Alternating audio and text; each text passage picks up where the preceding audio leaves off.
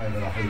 Assalamualaikum warahmatullahi wabarakatuh. Waalaikumsalam warahmatullahi wabarakatuh. Alhamdulillah nahmaduhu wa nasta'inuh wa na'udzu billahi min shururi anfusina wa sayyiati a'malina. May yahdihillahu fala mudilla lahu wa may yudlilhu fala hadiya lahu. Asyhadu an la ilaha illallah wa la syarika lahu wa asyhadu anna sayyidina Muhammadan abduhu wa rasuluh la nabiyya ba'dah. Allahumma salli wa sallim ala Sayyid Muhammad wa ala alihi wa sahbihi. Amma ba'du. Hadirin mukarramin, para alim, para masyayikh, para habaib, nakhussuh Al-Habib Hasan Al-Munawwar dan guru kita semua Al-Ustadz Al-Muqri Muhammad Taufik, dan para hadirin sekalian serta wali santri Markas Tahfiz Balita yang hadir di pagi hari ini. Alhamdulillah, kita bersyukur kepada Allah Subhanahu wa taala atas segala nikmat yang telah Allah berikan kepada kita semua, terutama nikmat sehat, sehingga di pagi hari ini kita bisa bermuajah di majlis ini dalam keadaan dipenuhi dengan kebahagiaan. Mudah-mudahan kebahagiaan ini, kesenangan ini diridhoi oleh Allah Subhanahu wa taala. Selamat berita salam semoga tetap tercurah kepada Nabi kita Muhammad SAW, para sahabatnya, keluarga, dan pengikut setianya ila yaumil qiyamah. Bapak Ibu rahimakumullah, izinkan saya menyampaikan beberapa hal di kesempatan ini. Ya, dekat sini. Yang pertama, saya ada pesan untuk kita semua. Sebagai orang tua dari siswa, dari anak-anak kita harus bersyukur karena Allah memberi kesempatan kepada kita untuk membersamai anak-anak untuk menjadi ahlul Quran. Mudah-mudahan kesempatan baik ini bisa kita manfaatkan dengan sebaik-baiknya, bisa mengantarkan anak-anak kita untuk menjadi hafiz Quran, sehingga mereka kelak bisa mengangkat derajat kita di hari akhir. Kemudian pesan yang kedua kepada panjenengan sekalian, langsung masuk Juli. Jadi ini masuk. Hafal Quran itu sama dengan murajaah. Tanpa murajaah maka tidak mungkin hafal Quran itu bisa dimiliki oleh kita semua. Oleh sebab itu, pesan saya sekali lagi, mari kita berusaha maksimal untuk tetap bisa mendampingi putra-putri kita dalam murajaah. Karena di kelas kita semua sudah maksimal untuk berupaya bagaimana anak-anak ini senang, bagaimana anak-anak ini merasa bangga untuk senantiasa menghafal Quran, dan diupayakan setiap masuk kelas itu ada tambahan yang bisa dinilainya. Namun hafalan tersebut akan hilang dengan sendirinya apabila murajaah tidak kita jaga dengan baik. Dalam salah satu hadisnya Rasulullah bersabda, ini sering saya ulang-ulang di setiap kesempatan, bahwa hafalan Quran itu lebih mudah hilangnya sama dengan kita punya onta, atau kalau di sini sapi, kita letak di suatu tempat tidak kita tali, maka betapa cepatnya hilangnya unta tersebut. Maka hafalan begitu juga hafalan, kalau tidak diulang-ulang maka hilangnya lebih cepat daripada unta yang tidak ditali tadi itu. Kemudian yang terakhir yang ingin saya sampaikan, terima kasih kepada panjenengan sekalian.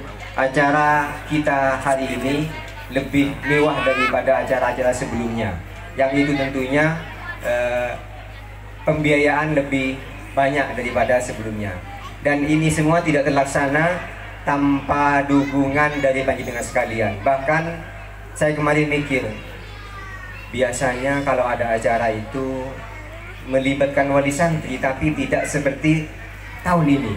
Tahun ini panjenengan sekalian harus masuk ke dalam sakunya lebih dalam lagi, karena biar kan cukup banyak. Oleh sebab itu saya mengucapkan terima kasih. Mudah-mudahan harta atau uang yang panjenengan keluarkan ini jadi amal untuk panjenengan sekalian, karena ini dalam rangka menyenangkan anak-anak kita sekalian. Karena bersedekah kepada anak itu pahalanya lebih besar daripada bersedekah kepada orang lain. Jadi sedekah itu kalau saya urut, yang pertama kepada siapa sedekah itu? Kepada orang tua, anak lebih-lebih. Kemudian yang kedua kerabat yang tidak mampu, yang lebih dekat rumahnya maupun kekerabatannya. Kemudian baru setelah itu tetangganya, tetangga dekatnya, baru tetangga jauhnya. Nah itu insya Allah pahalanya jauh lebih besar daripada ke yang lain. Kemudian yang perlu saya sampaikan sebelum saya akhiri, nanti akan diwisuda, 10 anak akan diwisuda metode UMI, yaitu dasar tartilnya anak-anak ini sudah dinyatakan selesai. Bukan tartil, dasar tartilnya sudah selesai. Artinya apa? Anak-anak ini ketika sudah diwisuda metode UMI, berarti tartilnya mereka sudah bisa baca dengan tepat, sudah menguasai tajwid dasar, sudah bisa menguasai waraibul Quran. Nah, tugas kita kalau anak-anak ini sudah diwisuda UMI, maka lebih ringan daripada yang sebelumnya. Jadi kalau Quran itu atau mushaf kita berikan kepada anak kita yang sudah diwisuda UMI ini, disuruh baca, itu salahnya sedikit. Bukan tidak ada salahnya, salahnya sedikit. Untuk itu hanya perlu dijaga dan perlu ditambahkan supaya nanti ketika menambah hafalan lebih mudah daripada sebelumnya. Jadi saya tekankan lagi, bagi anak-anak yang sudah diwisuda UMI yang tahun ini adalah 10 anak, ini bacaan standarnya sudah mereka miliki, mulai dari cara membacanya, ilmu tajwid dasarnya, kemudian bacaan-bacaan yang asing di Al-Quran. Karena ada beberapa bacaan asing yang tidak diketahui oleh orang umum, hanya dikuasai oleh orang-orang yang betul-betul fokus belajar Al-Quran. Karena begini, secara umum membaca Quran itu mudah, tapi kalau tidak belajar dengan efektif, maka bacaannya nanti kurang fasih. Contoh, bacaan panjangnya kurang, baca dengungnya kurang, kol-kolohnya kurang. Saya pernah menjumpai, saya ini kalau melakukan perjalanan, ketika waktu zuhur misalnya, saya berusaha berhenti untuk sholat di masjid yang di situ ada. Kalau misalnya apalagi maghrib, isya, itu saya berhenti. Nah, ketika berhenti sholat di masjid, nah kita ini kan menguasai metode UMI, metode membaca Al-Quran, metode UMI. Yang di situ ada urutannya. Kalau jilid 1 itu belajar makhrijul huruf dan harakat fathah. Jilid 2 harakat kasroh, dhammah dan tanwin. Kemudian jilid 3 itu panjang pendek. Keempat itu bacaan yang ditekan, kira-kira begitu. Kelima bacaan dengung. Jadi ketiga panjang pendek, keempat yang ditekan, singkatnya begitu. Kelima bacaan dengung atau ikhfa dan semacamnya. Keenam itu bacaan qol-qolah, baru waraibul Quran. Jadi ketika ada imam masjid membaca Quran itu tidak benar, maka khusyuknya hilang. Oh, ini kalau ngaji UMI masih jilid 3 ini, karena panjang pendeknya belum benar. Kalau membacanya dengungnya kurang benar, oh ini masih jilid 5 ini, sama dengan anak di rumah masih yang tadi kayak tadi itu. Jadi kalau kolahnya belum, oh ini masih jilid 6. Sampai begitu, karena kita sudah hafal. Contoh begini, imam masjid jami, bukan besar ya, masjid besar itu nanti kecamatan lagi. Jami itu di tingkat desa. Membaca begini, Bismillahirrahmanirrahim, wassama'i wattariq. Yang betul, wassama'i wattariq. Mimnya panjang 3 ayun, 3 alif, kemudian kol-kolahnya ini wa ma adraka mat-tariq, seharusnya wa ma adraka mat-tariq. Jadi kita yang jadi makmum itu, oh ini jilid 3, ini jilid 4, menjadi tidak khusyuk. Makanya para takmir masjid harus pintar memilih imam itu. Jangan sampai takmir menentukan imam yang bacaannya belum standar. Jadi makmumnya batal mengikuti di belakangnya gara-gara imamnya tidak Al-Quran dengan tepat.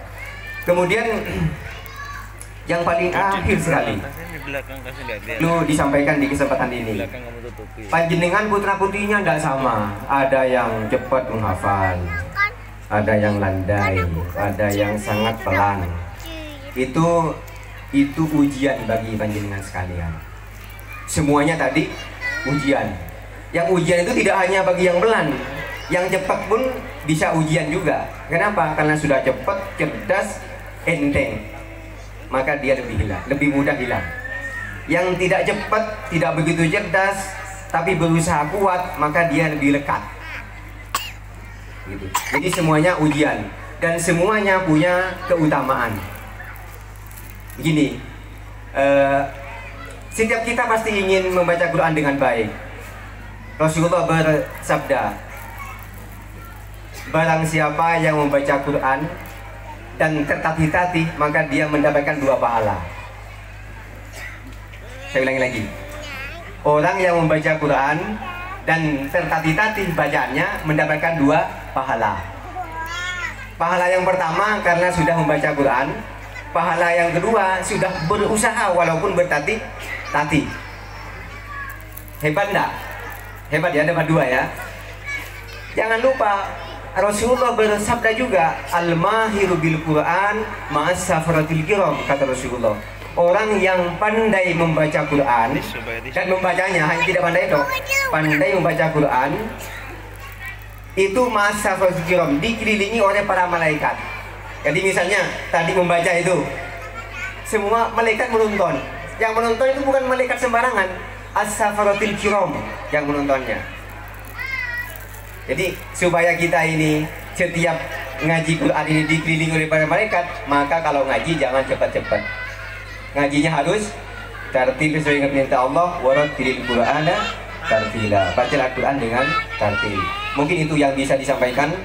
Mohon maaf atas keterlambatannya tadi. Janji saya jam 7.15 sudah dimulai. Tadi sudah jam setengah 8 belum dimulai karena ada kesalahan teknis. Demikian, kalau lebihnya mohon maaf.